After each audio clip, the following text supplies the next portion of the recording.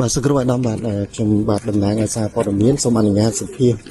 ដំតទៅនឹងសំណួរមួយចំនួនអំពីការជ្រើសប្រឡងនិស្សិតអាហារូបករណ៍នៅមន្ទីរនគរបាលបាទហើយសំណួរទី1គឺផ្ដោតទៅនឹងលក្ខខណ្ឌបាទកាយសម្បទានិងសមត្ថភាពជំនាញបាទតែដំអាចបញ្យល់បានទេថាតើការកំណត់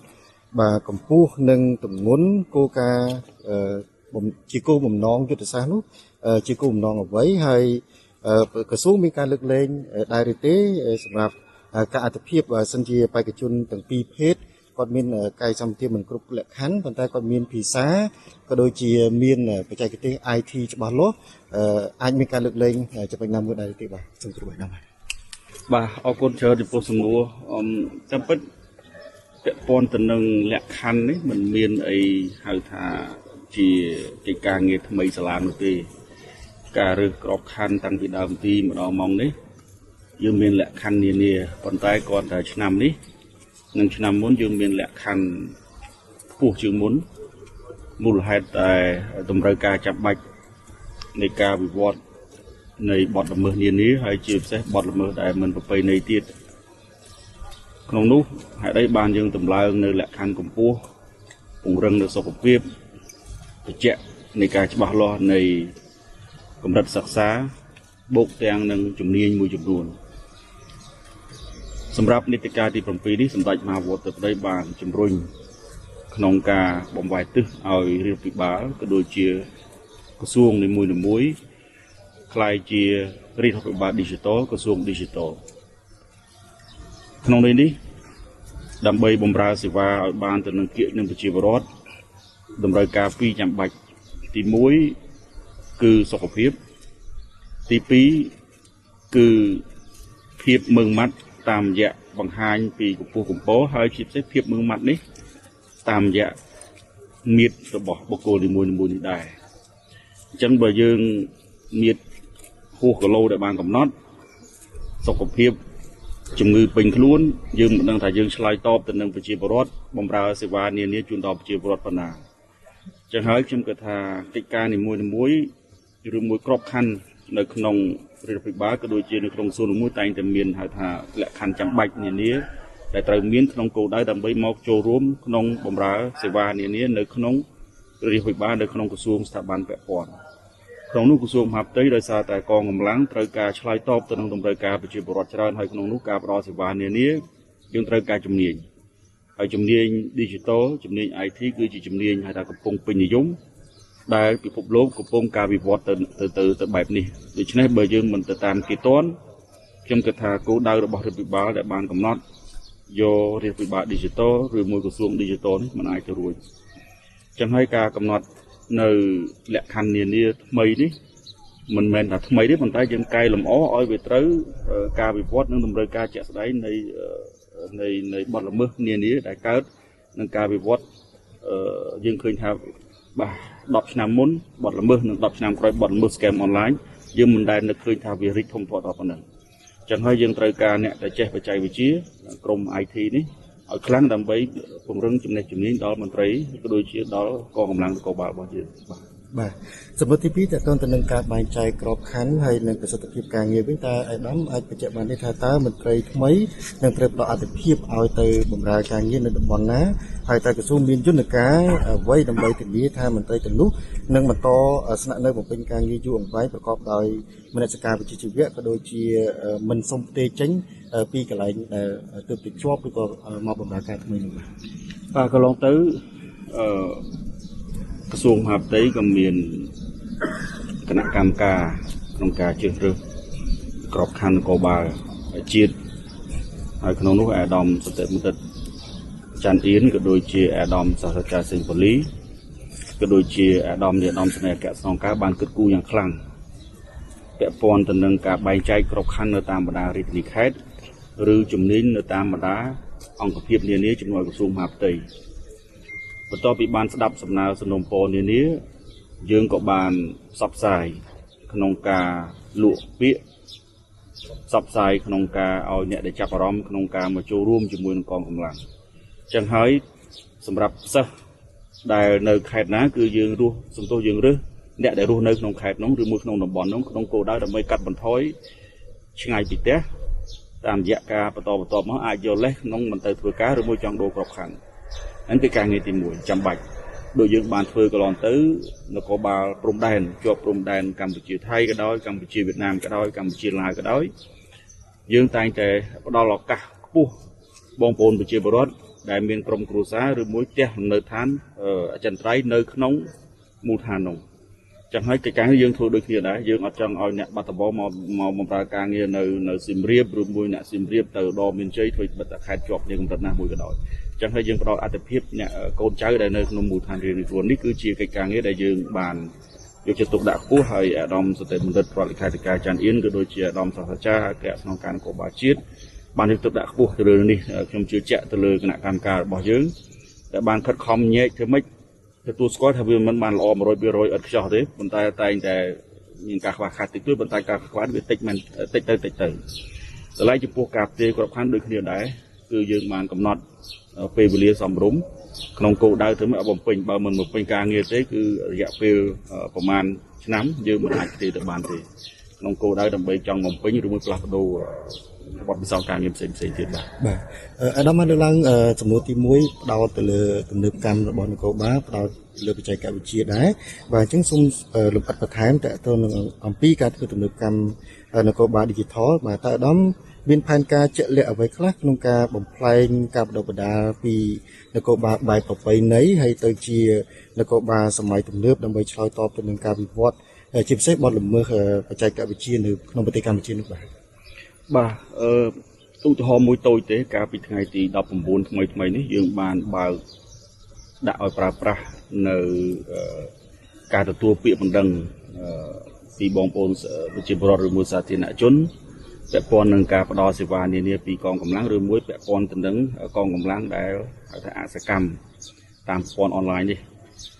មុននឹងការផ្ដល់សេវានេះឬមួយនឹងការដាក់តាម QR code ប្រព័ន្ធអេឡិចត្រូនិកនេះយើងក៏បានធ្វើ survey មួយជំហានគឺជាពលរដ្ឋចង់បានហើយជាមួយអាទិត្យមុនគឺថាជិតជាង200នាក់គឺចង់190ជាងនាក់គឺគាត់ចង់បានទៅផ្លូវហ្នឹង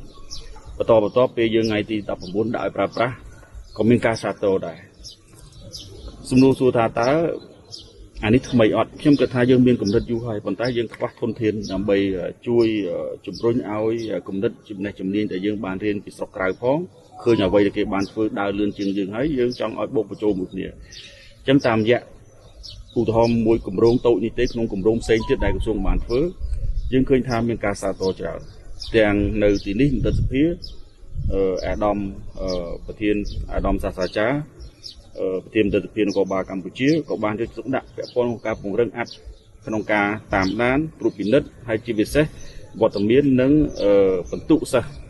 ក្នុងគោលដៅយើងមិនអាចប្រើប្រាស់តែបន្តិចប្រើប្រាស់ទុនធានមនុស្សបន្តិចប្រើប្រាស់ទុនធានមនុស្សយកទៅធ្វើទេអញ្ចឹងហើយការរើសយកជំនាញ Digital ឬមួយអ្នកចេះបច្ចេកវិទ្យា Digital នេះគឺពិតជាមានសារៈសំខាន់ហើយឥឡូវវាកំពុងពេញនិយមទៀតដោយសារតែខ្ញុំគិតថាមិនមែនតែក្រសួងមហាផ្ទៃគ្រប់បណ្ដាក្រសួងស្ថាប័នពាក់ព័ន្ធនានានៅក្នុងជួររដ្ឋាភិបាលនេះក៏ចង់បានដូចគ្នាហើយខ្ញុំគិតថាកិច្ចការទាំងអស់នេះមិនអាចមើលរំលងបានយើងត្រូវដើរឲ្យទាន់គេហើយជាពិសេសចាប់ឲ្យបាននៅជំនាញថ្មីដែលពេលខ្លះវាខុសប្លែកពីអ្វីដែលយើងធ្លាប់ធ្វើពីមុនហើយយើងត្រូវការកែលម្អដើម្បីយើងពង្រឹងសមាជិកភាពដល់មន្ត្រីជំនាញហើយថ្មីនេះខ្ញុំបានត្រឡប់មកពីទស្សនកិច្ចនៅប្រទេសទូគីវិញហើយក៏បានជួបសំណេះសំណាលជាមួយបងប្អូនសិស្សដែលយើងបានបញ្ជូនទៅរៀនចំនួន18នាក់ឃើញថាទី1ផ្នែក Digital នៅតែគេចាំបាច់ហើយយើងបានចុះទស្សនកិច្ចនៅសាលាឃើញថាគេផ្ដល់អត្ថប្រយោជន៍ខ្ពស់